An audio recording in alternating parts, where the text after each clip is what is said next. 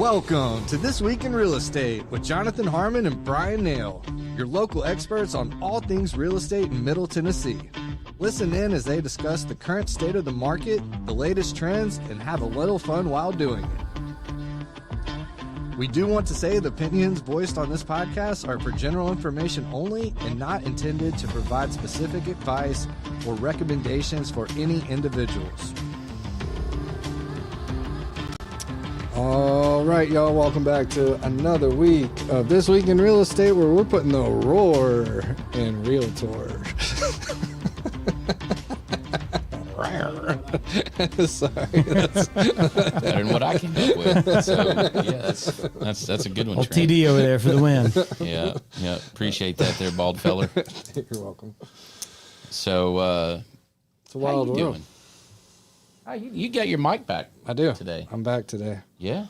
You want to sing us a song? Nope. Okay. Thought I'd ask. Yep. How you doing? He's a rocker. Brian's totally metal over there. I'm good, man. Doing good. This is good. Sitting in seats like this. I like this. I watched back to last week's, and that was very relaxed. And I realized that I had my shoe up. It was kind of almost blocking my face. It just sat a little low. I wanted to sit up a little bit higher, look you eye to eye, instead of look. I like it. I dig it. It's cool. So we'll need to get.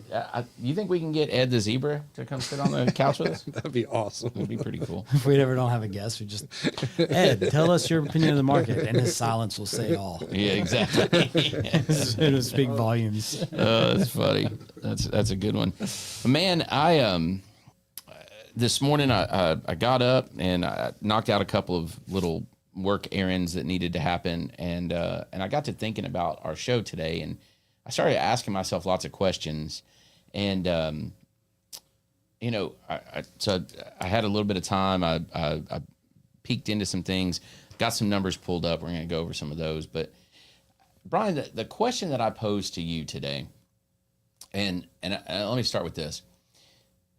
In friendly circles, in social circles, right? There's kind of this taboo of bringing up politics and religion. Sure. Right? Like, you're not supposed to bring up politics and religion, amongst several other things, but definitely those.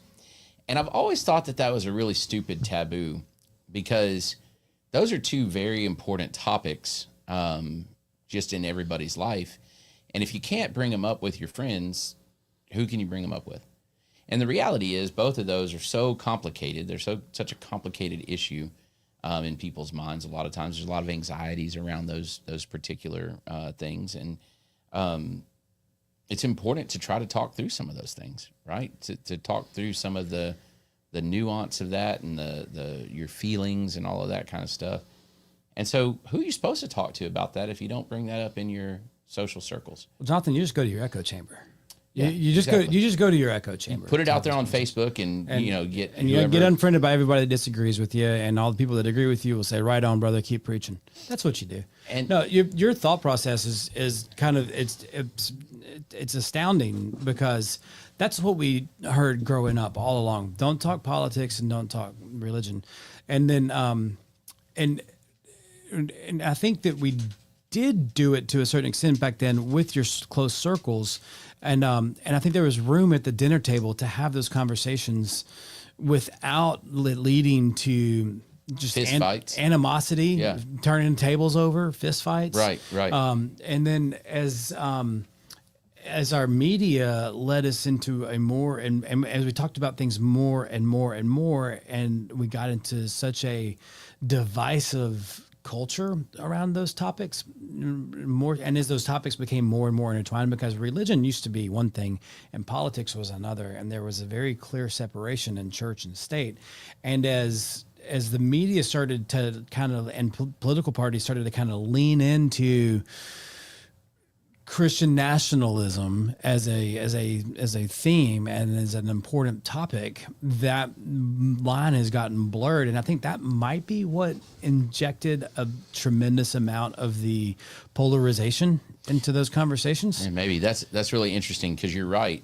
It's become more taboo as politics has sort of pandered to the religious crowds. I would even say it's not more taboo. It's more common now for those conversations to happen, but with higher consequences.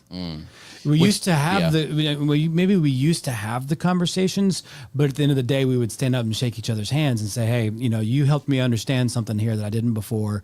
Maybe my opinion. I still disagree with you, but maybe my opinion has shifted. Maybe I'm still in disagreement, but we were able to go to work together the next day and still be friends, or we were able to get together at the next family reunion and one of us not come because I don't want to see Jonathan because he's such a hardcore liberal, blah, blah, or he's so stuck in his conservative ways. I don't even want to talk to that guy. Right. Like I'd say that the stakes and the consequences around those conversations are higher now. And I think that's what I mean by more taboo, where it's like, we just don't engage in that because, like you said, we don't want to lose a friend or whatever over something that's ultimately just a very simple.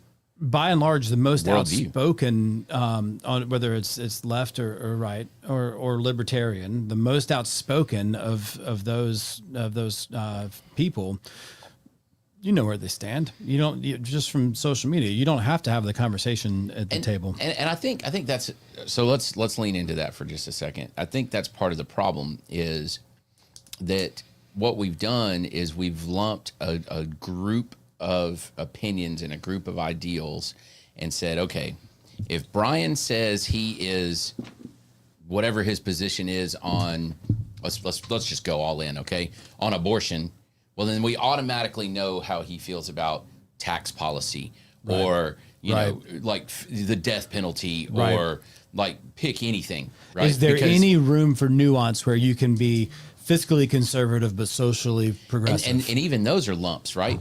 Maybe I feel this way about one topic that's on one side and a totally different topic I'm on this side and a different topic I'm on this side. Yeah. And, some would say, oh, well, if that's the case, well, then he's a rhino or he's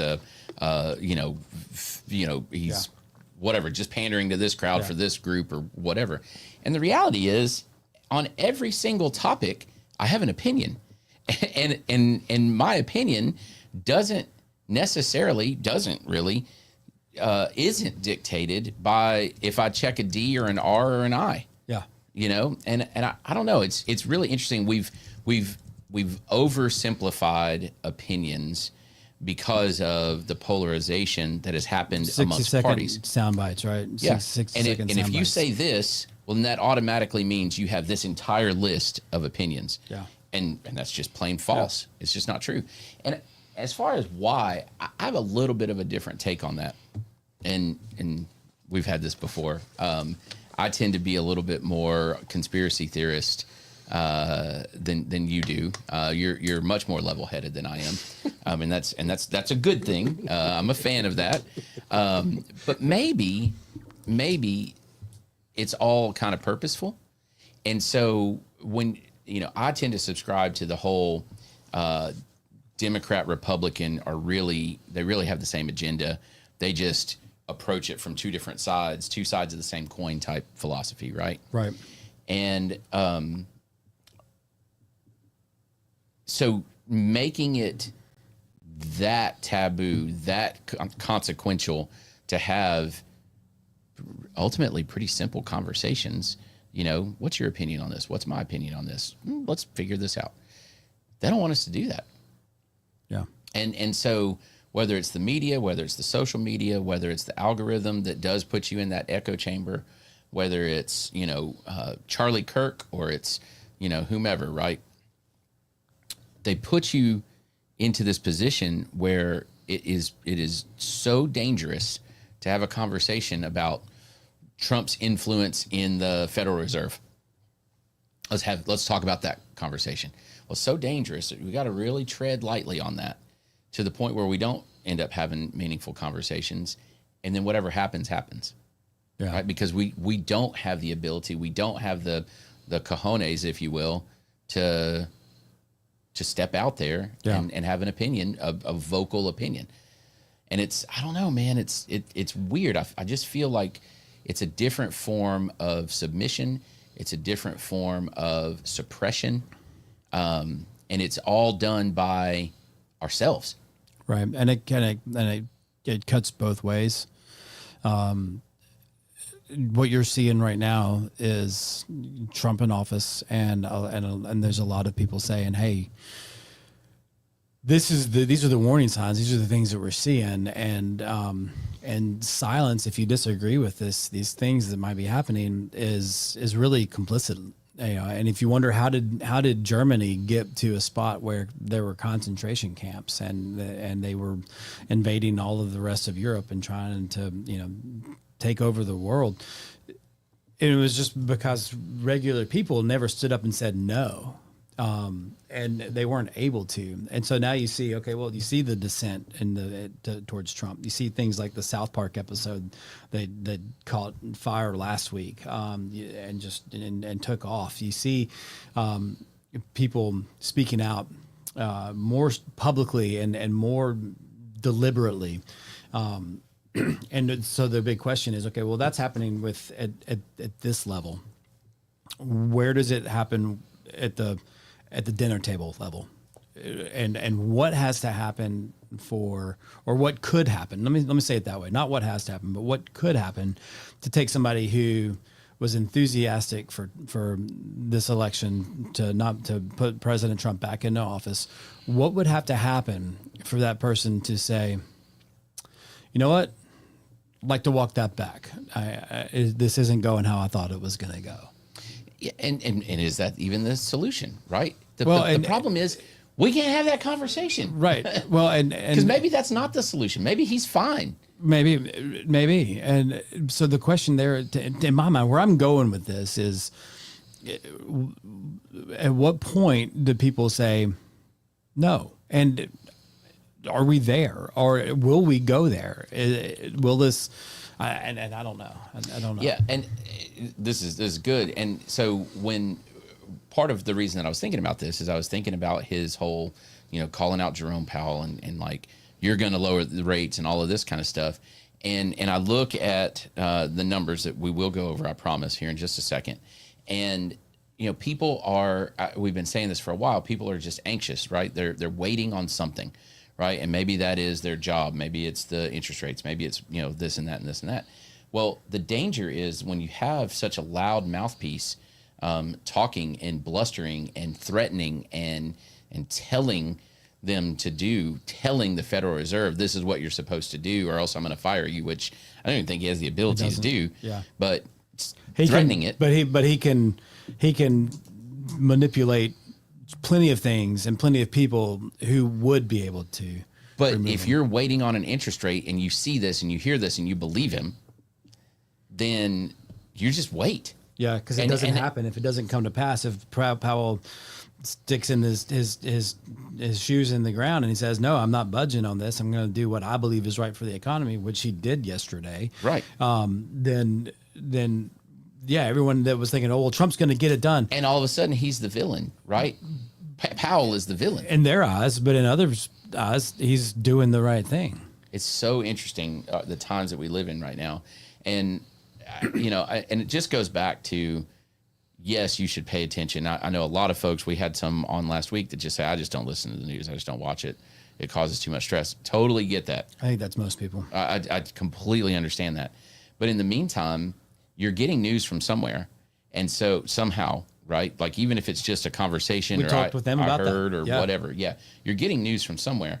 So you do have to be careful about what you take in and what you believe, because what you believe impacts what you do. Yeah. Right. And how you act. And you could miss a ton of life just because you can't discern, like you're just paralyzed, right? Yeah. You can't discern what to do. Well, I in some ways, I've got a little envy for the people who tune it out, because you know what they're doing? Living life. They're living their life. Yeah. They're not letting all that chaos and all that noise impact their thought process consciously. maybe subconsciously, they're feeling we talked about the market basket of goods. I went to Publix and I sent Jonathan a picture of my receipt and my bag, it was sad, my dude. cart, and it was like, it hurt my heart. This is a terrible looking market basket of goods. So they are feeling the consequences. They are experiencing the consequences of the rampant inflation that we've had the last couple of years. And maybe they don't even realize why. They're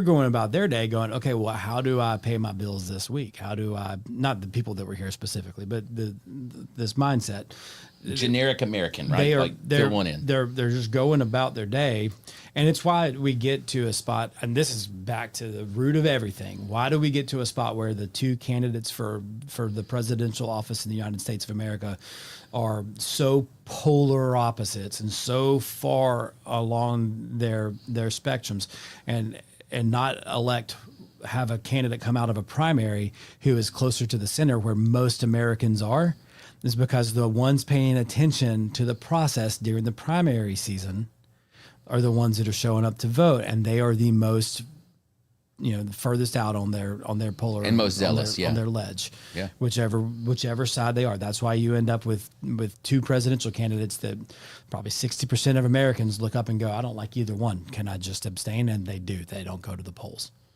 Or they write in Dolly Parton. There you go. Yeah. Let's get those numbers, man. Yeah. All right, here we go. So I've got two different charts here. One is the rolling 30 days. The other is a summary of June. The July summary obviously is not done yet because we're on the last day of July right now. And man, I'll tell you, this has been the most lackluster selling season ever. July, you typically, historically, June, you see a peak. End of May, beginning of June, you see a peak in activity. And when we say activity, we're talking about houses under contract, closings, those kinds of things, right? And then, July, it starts to taper off a little bit. You'll get kind of those people finishing up before school starts. And then August, historically, has been just dead, right? And it's usually the deadest of the months. And then, January, February kind of jockeys for position on second. And June was not great. So June 2025, new listings was down 9% from June of 2024. So June over June was down 9%. Not that the numbers were really great then either. 774 then, 707 this June. New under contracts down 7%. Active inventory, you ready for this one, Bryan? I'm ready. Active inventory was up 33%. So in June of 2024, we still had a supply issue, 935 houses active, June of 2024. June of 2025, 1,243. So 33% more houses. So if you have a house listed right now and it's just sitting, so is a lot. So right? Do you think that that's because more people that own homes are saying, you know what, I'm accepting the market for what it is. I understand that my next home is going to have a higher rate, and I'm willing to go ahead and bite that because I'm tired of the house I've lived in for the last 5 years. So more people are listing, or do you think it's just new listings were down also 4 and 6, or they were down 7%. I think houses are just sitting longer. Okay. And I think that what we have is a normalization back to what a market should look like. So just as an example, average days on market from list to closed what is up 9%. So 84 last June to 91 this June, right? And so people and months of supply is up as well. This is a snapshot of the entire Rutherford County market. 3.63 months of supply. It's up 18% June over June. And I think what it is your sellers, where maybe last year they were saying, okay, and this one as well, average sale price only moved 4% June over June, which involves all of the time from June to June, right? Those prices stay, so those prices are, sorry, I got distracted there. Those prices, that 4% rise June to June involves everything that happened between June and June. So we saw some dips and we saw some ups, that kind of stuff. Yeah. So, and we know that because, get this, if we look at the 30-day rolling, average price, that same number that was up 4% June to June was flat. It was 0%. There's no movement at all from May to June. Historically, there's always movement from April to May, and then May to June, we peak. And then July, you see a little taper. August, you see a little taper off. And then that pretty much sums up, those 5 months sum up what the year's going to look like. Are you talking, and the number you're comparing is closings? No, dollar amounts. Dollar amounts. Yeah, okay. The sales prices. The average sales prices. Yeah, so, you don't see a lot of movement up or down January, February, March. April, you start to see prices rise a little because it's when the activity happens, right? See the prices rise a little bit, see the prices rise a little bit more, maybe a little bit more, taper off, okay, we got to get this house sold this before school starts. So you see price drops in July. August, it's like, oh crap, we're the leftovers. So would you see say those dropped? So looking ahead, if you into a crystal ball, December of this year or January of next year, we look back at 2025. If we didn't see that appreciation in the summer, would you say that the year will be flat or possibly? I think we might see a little retraction. Yeah. Just maybe not a big one. Is that an average sales price per square foot? Put that in context for us. Both. Yeah, I think you see both. So yeah, the last rolling 30 days, average list price, average sales price, both were flat, 0%. Flat, 0. Okay. So that's not what we want to see during that time frame, right? We want to see a little bit of appreciation because we typically do see a drop off coming, right? Yeah, as we head into the fall. Seasonality. Yeah. So I think what we're seeing, and with the days on market and that flat when it should be a rise, and I think we'll see a taper off. I think what we're seeing is sellers and buyers are kind of settling into their roles again, right? So I think you're seeing a seller going, okay, I'm not gonna just keep dropping my price. I'm gonna hold here. Someone is gonna make an offer at some point, right? Our average days on market's 91 days right now. Yeah. Okay, from list to close. Someone's gonna make an offer at some point. Okay. We know it's gonna be lower than whatever I'm listed at. So it doesn't matter if I drop the price $10,000, $20,000, or just stay put, unless I'm not priced correctly, which we've talked about that. Sure. Right. If I shot the moon to begin with and need to drop that price, or if I use very small price reductions, this is something I'm doing right now, using very small price reductions as a marketing tool, right? Just to get those re-emailed. Okay. Yeah.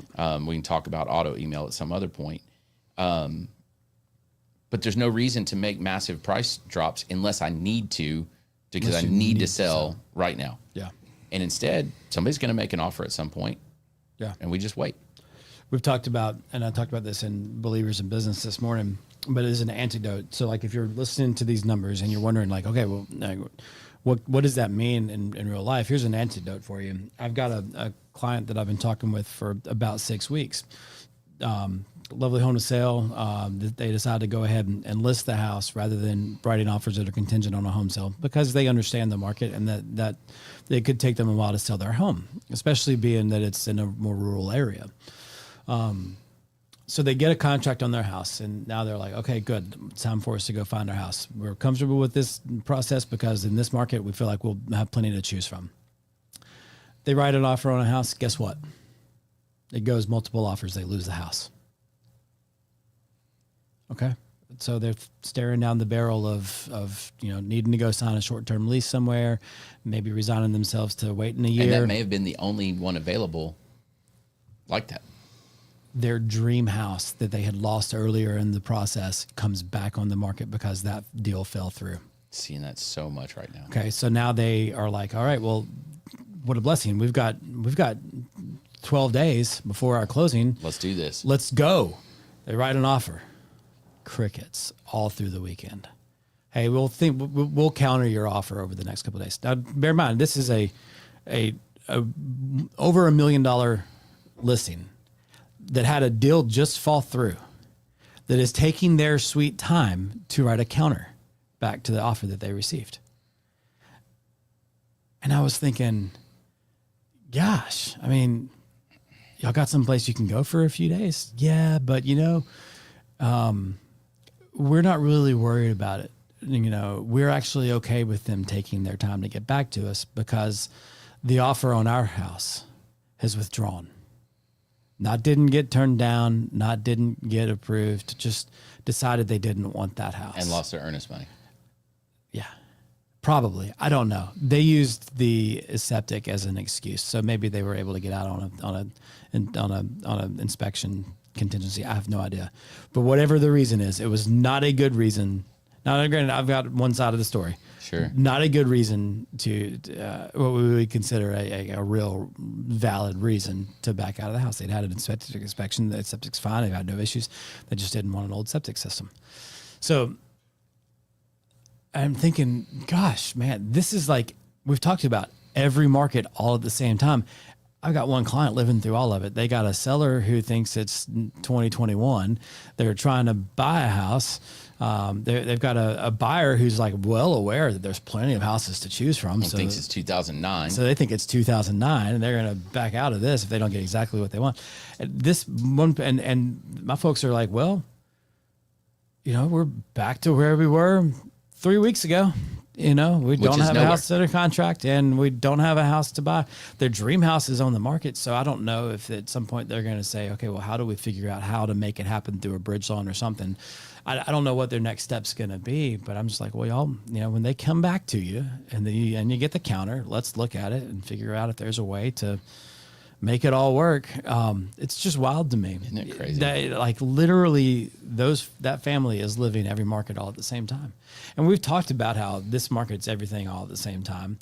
But when I heard this story 2 days ago, I was like, man, I've got to tell this story on This Week in Real Estate, because it is a perfect antidote to what this market's like and how choppy it is, and why it's important that you work with a great lender and a great realtor, because even when you're working with great people, deals may fall through. Oh, there's no logic sometimes. But if you're not working with great people, if that deal starts to get on thin ice, there may not be any saving it. We've got one right now that's like that. If you've got a lender who is sent out I've never been the Bryan Nale, call him if your deal's falling apart because he's going to save your loan kind of guy. That's just not, I can. It's just, there are other people who do that very well, and kudos to them. I've saved so many deals this summer from lenders that couldn't figure it out, couldn't get it done. And I'm not trying to toot my own horn, but I'm just saying, I think too, there's also people that may have gotten a pre-qualification letter that probably weren't ready for it yet. And so their lender had to turn it down. But by the time it gets to me, they're a month further along in the process, and now we're ready to go. Yeah. Some of it's that. Some of it's just looking at a situation going, oh, you need to do this, you need to do that, and then we can get you. Well, sometimes it's fresh eyes, right? Sometimes you go all the way through a process. Could be. And that didn't work. We thought it might, but it didn't. Yeah. Okay, well, now I'm the guy that says, okay, well, plan B is this. This one works. Yeah. And sometimes it's just fresh eyes on it. But I think the moral of the story is that right now, navigation of this market is crazy. Yeah. It's just absolutely crazy. And it's very cerebral. It's a lot of psychology, and it's a lot of application of, like you said, experience from markets past. Okay, I remember in 2012, this happened and I did this. Oh, guess what? It's happening again. Yeah. Right. Or I remember in 2021 when this happened. Oh, we're back in this. Okay, pull out, pull out the playbook for that market. Yeah. Pull out the playbook for this market. And then get creative and try to merge the two together sometimes, and it's crazy. We've got and like you said, everything's happening all at once. We've got a for sale by owner going on right now, where I've got clients buying it, and poor guy. I legitimately kind of feel for him, right? He's been put in a weird position. There's family and all this other stuff, and he doesn't know what he's doing. And so, but yet somebody's telling him to fight me, and I'm like, no, dude, we're just trying to get this house closed. Man, taking an adversarial approach in a real estate market is never a wise thing to do, but doing it in a market like this, especially if you're a seller, where the buyers do have plenty of houses to choose from, it's just really not advisable. Mm-hmm. Yeah. Who wants to be in an adversarial transaction anyway? Yeah, exactly. And then we've got, oh man, I could tell all kinds of stories. We're definitely racking up our portfolio of war stories. Yeah. In this one for sure. So Interesting market. All right, what's next? This is real. Yeah. Oh, yes.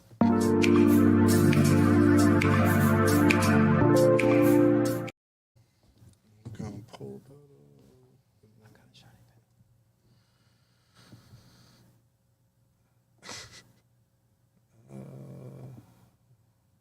yeah. Is this an Instagram filter? Like, what am I looking at here? I don't know. Is that actual wallpaper? Oh, yeah. They'd put as much time into the baseboards on that bottom picture as they did the rest of the wall. This might be attractive. Hey, their front door is awesome. Yeah, that's pretty cool. I love that front door. Or whatever door that is. I love that door. That bottom, I'm just stuck on the bottom picture. Is that a mirror that's reflecting the room back? Yes. I think so. Yeah. Very I'm telling you, man, I think this is an Instagram filter, like the little sparkly things. And I don't know. I mean, this is more than one room. This is not the same room. Those are two. This is a theme through the house. yeah, I get that. It's pretty awful. But I do like that door. I really door. I want the door. He's sold on the door. I'm sold on the door. Interesting that it's a lever door, not a doorknob. Yeah, it looks commercial. Oh, it might be. Is this was this a nail spa? I don't know. Oh, In home. you might have nailed it right there. Nailed. See what I did it. there? Yeah. We did. Yeah. All right, let's move on. Yeah, it's lovely, Trent. It's something. It's inspiring. Sure. I think somebody took their garage and turned it into a salon. I think you of might some be sort. right. That's a good one. Or maybe a boudoir. Boudoir. What Maybe they take boudoir photos. I don't know. Boudoir, what do they call it? I don't know. I've never been in one. Are we doing I don't know what I'm gonna Shiny get you for penny? Christmas. Lizzy's gonna love it. Shiny Yeah. penny? Yes. Yeah.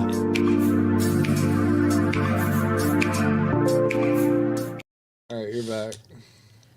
All right. You got one, bro? Yeah, I do. And this is one of those where and I hate telling stories like this because I sound like a humble brag when I do it, but I think it's just I'm going to bring it back to the why of why I love what I do. I mentioned a minute ago, I decided to go with this because I was kind of already all in on the humble bragging, talking about saving deals last segment. I've got a deal that comes along and I figure it out. I've got, I don't know, 10 days, 12 days. We get to the closing table. The other lender didn't know what to do to get this deal done. I did. I knew what to do. It was a clean file with a debt to income issue regarding student loans, and I knew how to get around it. I knew what we needed to do. So we put the plan into place. We executed it. We got her to the closing table. She didn't miss her closing date. And I was out in Washington, and to just kind of paint the picture, my family's just come off of Ruby Beach in the morning with just this beautiful setting with sea stacks and rocks out in the ocean, and so much wildlife, sea stars, sea anemones, you got eagles flying around, birds. It's just this surreal setting at this negative tide where you're playing on all these tide pools and you see all this sea wildlife. And we come back up off the beach and we're all standing around taking turns using the bathroom at the beachhead. And I look down at my phone and I've got like one bar of service, and it's the clear or close on her email, on her loan. Clear or close email on her loan. So I'm like, okay, I'm not going to wait for her to get the email that says she's clear to close. I'm going to try to get her on the phone because I want to tell her in person, because this whole time she's been a nervous wreck. Sure. She's done everything we've asked her to do. She's been super responsive. She's been an ideal home buyer and borrower the whole time. And I know how much this means to her to become a homeowner. Again, she's not a first-time home buyer, but it had been a while since she'd owned a home. I call her and I say, hey, congratulations, you're clear to close. On my heart. I just got the email and we're done with underwriting. You're clear to close. And there was this moment of silence and then thank you. Yeah. And I just literally instantly just got goosebumps all up and down my arms. And I was like, and this feeling that just kind of washed over me. And it's like, you know, I love what I do. It affords me the ability to travel, work remotely, do the things that I want to do, live the life I want to live. I have to work on those trips, and sometimes it's good work like that phone call. Sometimes it's tough work, you know, and I didn't do as near as much work on this trip as I thought I was going to need to do. But that moment right there, and it wouldn't have mattered if we were at the beach or if we were on top of a mountain or if I was sitting in my home office or at my regular office. That moment, that conversation where she had that silence that passed over her and that exhale. Just kind of washed. And that thank you. Thank you. Did you walk back out on the beach and pick up a starfish and throw it back in the ocean and say, saved that one? No, they're good. They're already, they don't need. You know the thing about you can't save all of them. Yeah. Save that one. Save that one. Yeah. That's fun. Oh, yeah. That made a difference to that one. Yeah, exactly. That's awesome. That's a good story. And so a lot of times with Shiny Penny, we try to think of like things that we see on the market. But it just, to me, that was like a good reminder of the experience that we've built, you and I both, in our careers, and how we can use that experience to make a difference for people. And yeah, it made a difference for her. You know, that was great. All right.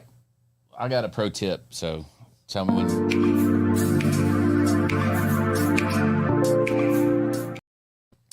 when. We say some version of this pretty often, but I'm going to put a little spin on it. Find professionals. Find people that have your best interests at heart, whether that's Bryan, myself, and there's a fair amount of those kind of people here in our market. But constantly, taking a line out of Who Moved My Cheese, constantly sniff the cheese and make sure it's not starting to rot, okay? And if something doesn't pass the smell test, if you don't feel totally comfortable about it, then hit the stop button for a minute, right? And start asking hard questions. So this is a life lesson that I'm going to impart from one story where we did it, and you and I were just kind of talking about it.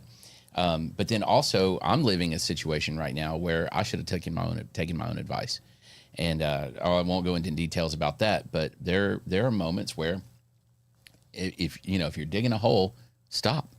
If you want to get out of it, stop digging first. And we got a situation where somebody wasn't exactly financeable. They got saved by somebody else that was going to be able to swoop in and help them.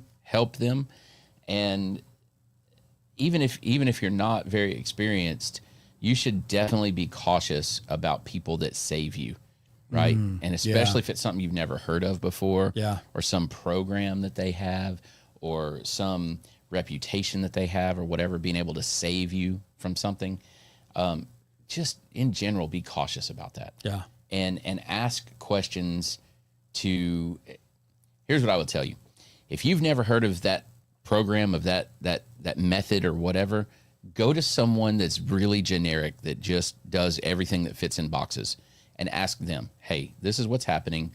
What do you think about it? Because that person knows what should happen. Yeah. Right? Over and over and over and over. An objective person. Yep. And if something is super weird and they go, I don't know about that, it probably stinks. Yeah. Yeah. And that's not where you should pin your hopes. Yeah. Right. Sometimes it's not worth it to pursue. Oftentimes. To pursue that objective, whether it's buying a house before you're ready, or taking a trip that you really want to take, but it's just not the right year for it. Sometimes it's good to know when to pull up. Did you see the near miss at Chicago's? In France? No, in Chicago. I saw the one in France, the F-16 or F-18. Well, we should probably talk offline to tell the stories because the show's going long. Y'all watch the F-16 video in France and watch the 747 or 737 in Chicago videos. No, I haven't seen that one. All right, let's swap stories. Know when to pull up. Yeah. Yeah. Oh, that's funny. All right. I think that's it, Trent. Yep. I think we did it, as you say. We did it. Good show, guys. We'll see y'all next week. Sounds good. Bye.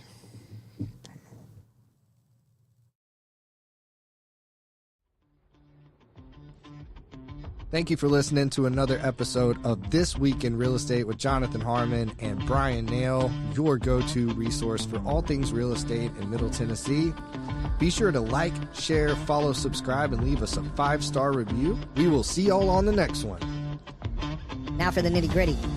Primis Mortgage Company is a subsidiary of Primis Bank, a member FDIC. Primis Mortgage NMLS number 1894879, BK number 1042893, ML number 1894879. As always, all loans are subject to credit approval and product guidelines. Equal housing lender.